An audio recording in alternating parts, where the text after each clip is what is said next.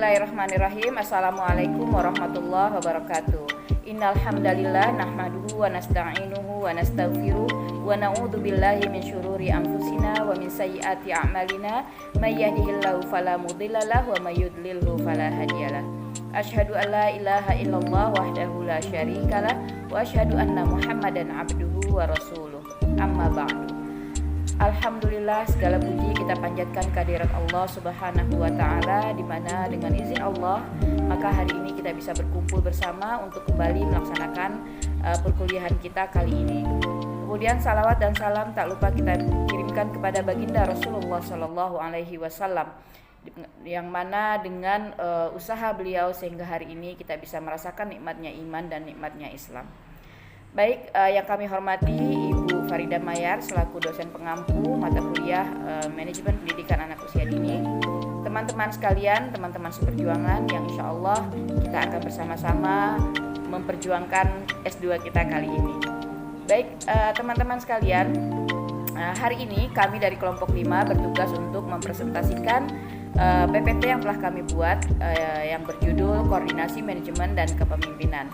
Baiklah teman-teman, untuk mempersingkat waktu, mari sama-sama kita dengarkan dan kita simak dengan baik PPT yang telah kami siapkan, dan semoga PPT ini bisa memberikan manfaat. Yang tentunya PPT ini juga pastinya belum sempurna, dan nanti kami akan mohon kritik dan saran dari teman-teman sekalian, dan juga pertanyaan-pertanyaan sehingga diskusi kita nanti akan berjalan dengan hangat ya. Baik, langsung saja kami persilakan kepada teman-teman yang bertugas untuk membacakan PPT yang telah kita. Bismillahirrahmanirrahim. Terima kasih atas waktu dan kesempatan yang diberikan kepada kami. Baiklah, kami dari kelompok 5 akan membahas makalah tentang koordinasi manajemen dan kepemimpinan. Kami dari kelompok 5 terdiri dari Betty Erlina, Lispayanti, Osrienti, Riri Sakti, Rupida, dan Warni Holiza. Latar belakang. Kata manajemen berasal dari bahasa Perancis kuno, yaitu manajemen, yang memiliki arti seni melaksanakan dan mengatur. Sedangkan koordinasi merupakan daya upaya untuk mensinkronkan dan menyatukan tindakan-tindakan kelompok tugas dalam suatu manajemen. Koordinasi atau coordination mengandung makna menjaga agar tugas-tugas yang telah dibagi tidak dikerjakan menurut kehendak yang mengerjakan saja, tapi menurut aturan sehingga menyumbang penyampaian dari tujuan tersebut. Selanjutnya B. Rumusan masalah. Yang pertama, apa arti dan pentingnya koordinasi manajemen? Yang kedua, bagaimana mekanisme pengkoordinasian dasar? Kemudian yang ketiga, bagaimana meningkatkan koordinasi potensial. Selanjutnya C. Tujuan penulisan. Adapun tujuan penulisan sebagai berikut. Yang pertama, untuk mengetahui arti dan pentingnya koordinasi manajemen. Yang kedua, untuk mengetahui mekanisme pengkoordinasian dasar manajemen. Yang ketiga, untuk mengetahui cara meningkatkan koordinasi potensial. Selanjutnya pembahasan, yaitu arti dan pentingnya koordinasi.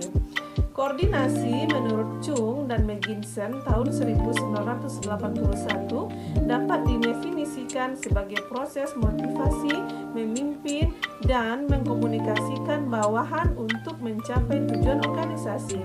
Kemudian Sutisna tahun 1989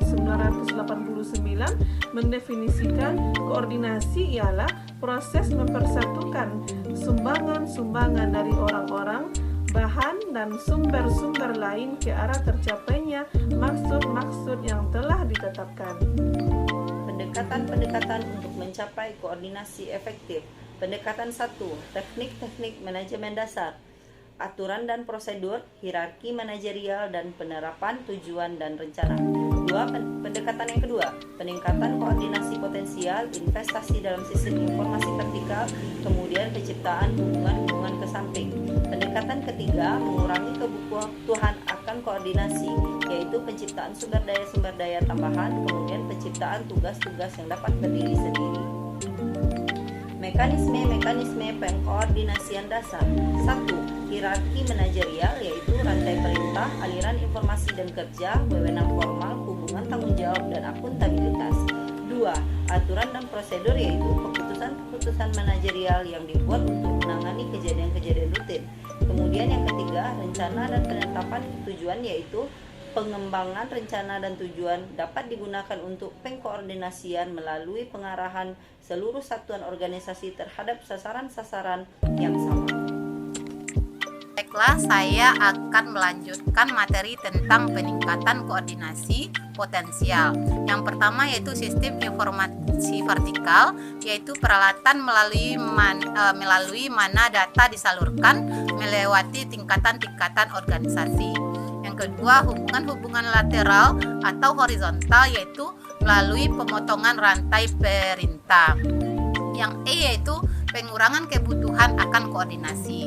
Ada dua metode pengurangan kebutuhan koordinasi, yaitu yang pertama menciptakan sumber daya tambahan, yaitu memberikan kelonggaran bagi satuan-satuan kerja, penambahan tenaga kerja, bahan baku atau waktu. Tugas diperingan dan masalah-masalah yang timbul berkurang.